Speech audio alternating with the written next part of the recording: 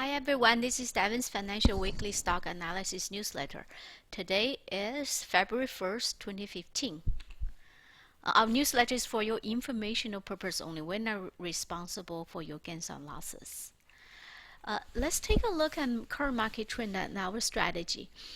US stock market uptrend is under pressure. I have sold all the index ETFs. I still hold some leading stocks, but I have stop order in place. In case those stocks go down, I would just get out automatically. I would not buy new stocks until the market goes back up. I like to share with you of the index charts, some of the charts of the major indices. First is the German DAX index. This index is in a very strong uptrend. Shanghai Stock Exchange Index. This index may be correcting. Right now, it seems like it cannot break above. It just pull back. However, the trend is still up. But if it break below 30-day moving average, it may have a potential to test the 50-day moving average. Nasdaq is stuck in this range of 4550 to 4800 range. So right now, last week it had a few distribution days, and the volume is high when on the down days. That's institution selling. So right now this uptrend is under pressure. In reality, it's actually in this consolidation range. Mid cap looks the same. It's also in this consolidation range. Small cap, similar. SP 500 index, this is a large cap. It's also in this consolidation range. Gold index, gold has reversed the downtrend. This seems like a reverse head and shoulder bottom, and right now it holds the 200-day moving average, so it has a chance to go back up. However, I will wait until the 50-day moving average go above crossed 200-day moving average. That's called a golden cross. That will indicate a mid to long-term trend reversal. So for now, let's just watch. Silver looks similar. Silver, when it looks like it find the bottom, but as it goes up, it hits 200-day moving average and came down and finds support on 50-day moving average. Gold mining stock ETF looks also find some kind of a double bottom. But right now it has to break above 200-day moving average before it can take off again. US dollar is in a very strong uptrend. This trend started last July, and it's still in the uptrend basically. Crude oil is a mirror image of the US dollar. Since last July, crude oil started its sliding down, and it has lost half of its price, but it's still in a downtrend. Will crude oil reverse the downtrend and go back up? I wouldn't bet on it until it can stand above $50 per barrel. If crude oil has a chance to stand above $50 per barrel, it has a chance to reverse that trend. And in case the crude oil reverse the trend, the ETF can directly play with the crude oil price, is a USO. Another ETF, DIG, which is 3 times of the oil company stock ETF, that's another play. FXI is a China ETF, and right now it's in the uptrend, but short term is consolidating. It pulled back. US real estate ETF is in the uptrend, but last week from Wednesday it pulls back. Let's see if it can find support around 20-day moving average and 30-day moving average. If not, it may have a chance to test 50-day moving average.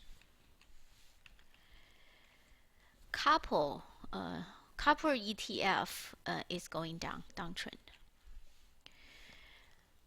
U.S. Mortgage bond fund price is in the uptrend. Mortgage REIT is in the downtrend.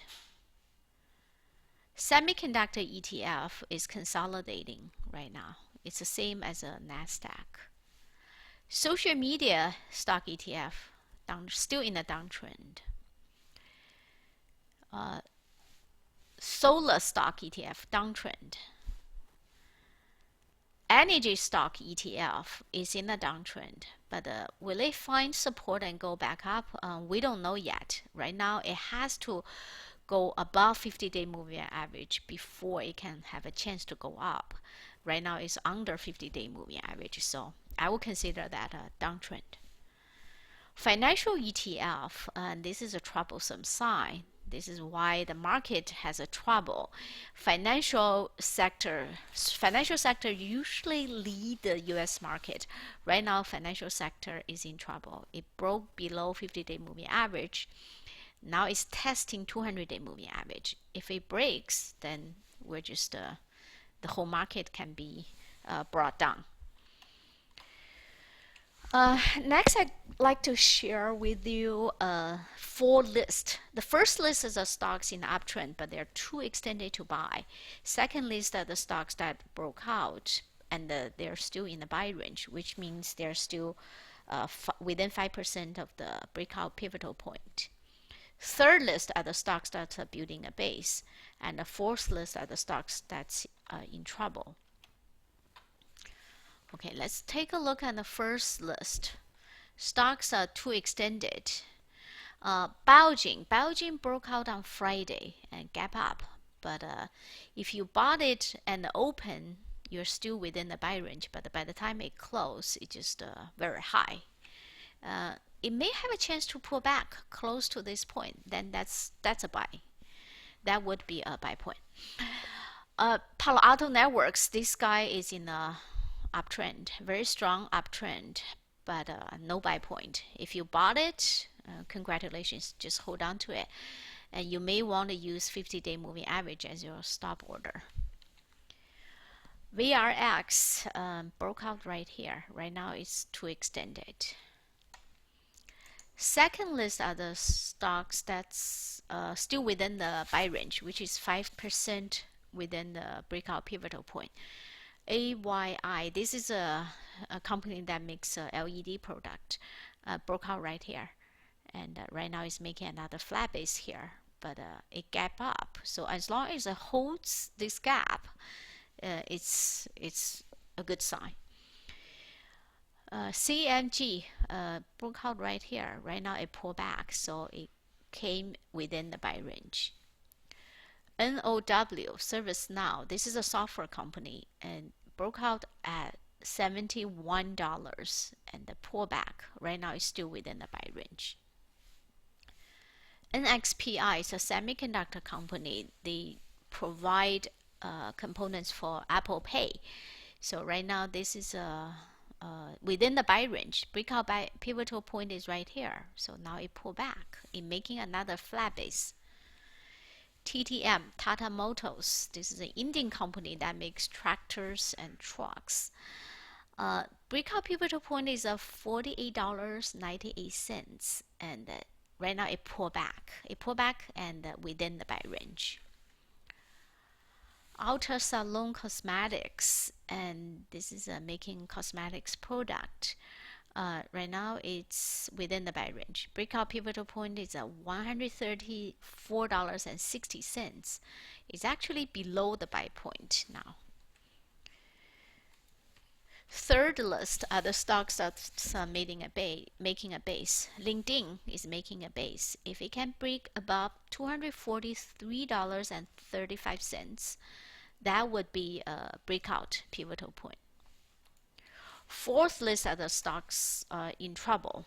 HDB, this is in trouble. These stocks had a very nice run. It broke out from $54.84. That's a pivotal point. And it almost had a 20% run up in very short period of time. 1, 2, 3, 4, 5, 6, 7, 8 days. It had a 80% run up. However, right now the market is not doing so well, and this stock broke 10-day moving average with a pretty high volume. If I don't have this stock, but if I had it, I would just sold as a breakdown 10-day moving average. You cannot hold these stocks because it's a very low volume trading stock. It can just go down pretty quick. Restoration Hardware. A breakout pivotal point is at $94.60, and it just pulled down, and now it's close below 50-day moving average. And Friday's drop has a very high volume. That's a trouble sign. Those two stocks are the stocks I think they're in trouble, so I would be very defensive. If I had them, I would just sell them, but I don't have those stocks. What to do in this current market? My strategy is for existing holding stocks, not exiting, existing holdings. I have a stop order, and in case the stock goes down, I will get out automatically. I also have a watch list of fundamentally strong stocks. I use IBD as a data source. I won't buy stock until the market goes back up again. That's all for this week. See you next week.